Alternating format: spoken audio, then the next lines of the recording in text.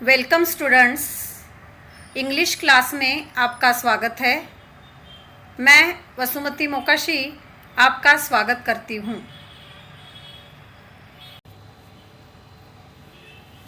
Today we are going to learn unit 1.1 poem a teenager's prayer. We know that the teen age is very important everyone's life because our future is depending on this age. Mostly teenagers get confused to choose the right path for their well-being and well future. Teenage क्या है? इसका अर्थ है 13 से लेकर 19 साल की आयु। यह कविता पढ़ने से पहले उसकी पार्श्वभूमि यानी बैकग्राउंड हम समझते हैं, देखते हैं। प्रत्येक व्यक्ति के जीवन में ये अवस्था बहुत महत्वपूर्ण है क्योंकि अपना भविष्य, अपना जीवन इस अवस्था पर ही निर्भर होता है। इस अवस्था में टीनेजर्स की मन की स्थिति दुविधा, संभ्रमावस्था या डायलेमा में होती है। अपने भविष्य के लिए उचित रास्ता कौन सा है, अपना भविष्य बेहतरीन कैसे बन सकता है, इस प्रकार के अनेक विचार उनके मन में उठते हैं। In this poem, teenagers are praying to God to guide them.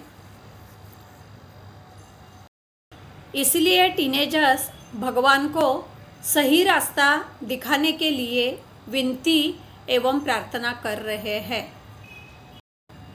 इस कविता के कवि जे मोर्स है। इन्होंने अपनी सरल भाषा में यह कविता लिखी है।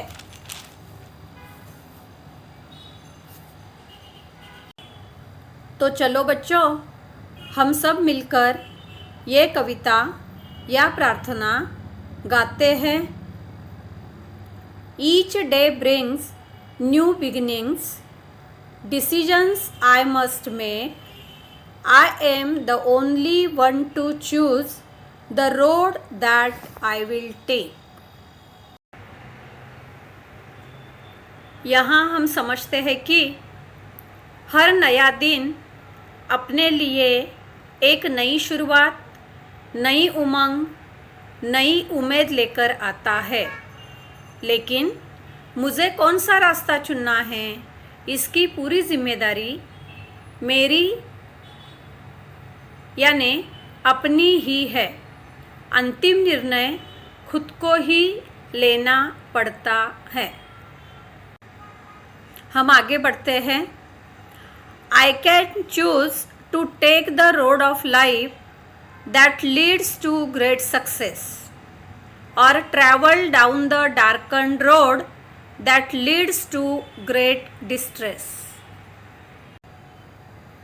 यहाँ बच्चों हम देख रहे हैं एक बच्चे के मन में विविध प्रकार के विचार आ रहे हैं।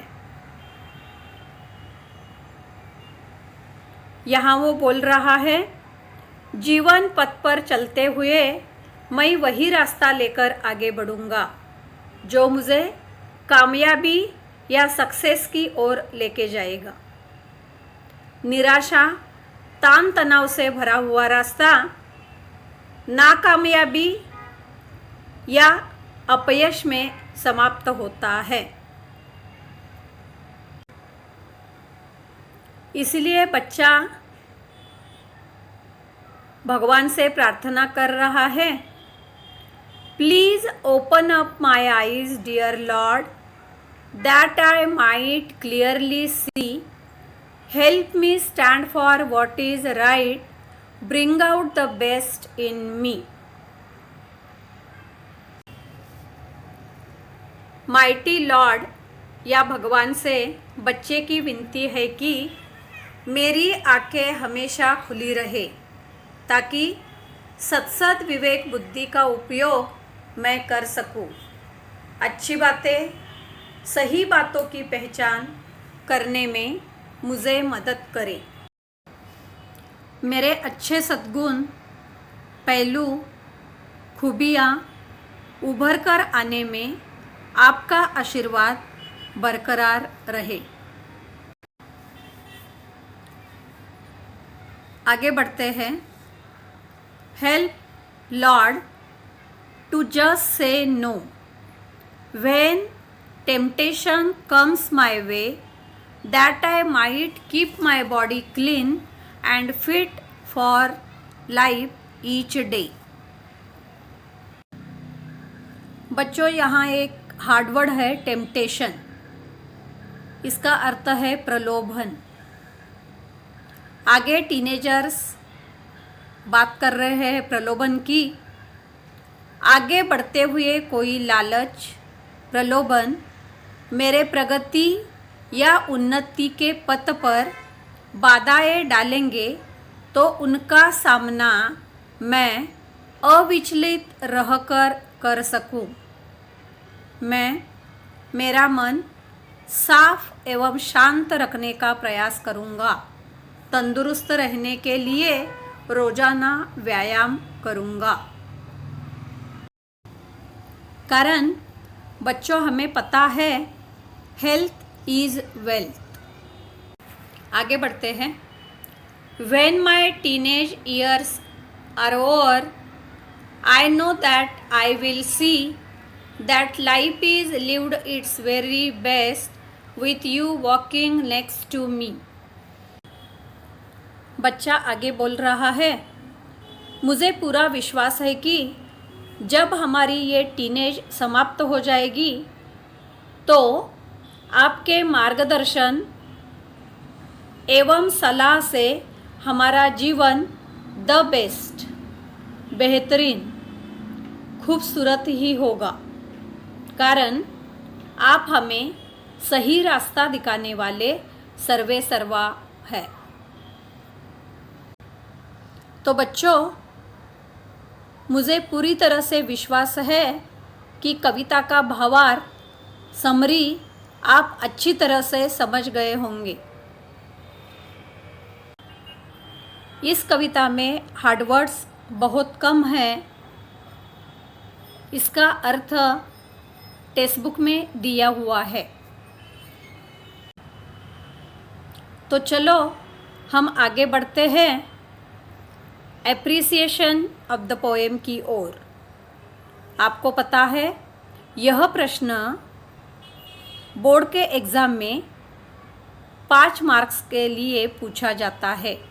उसमें मेन 5 पॉइंट आपको जो लिखने होते हैं वो है टाइटल, ऑथर या पोएट, राइम स्कीम, थीम या central idea and last figure of speech.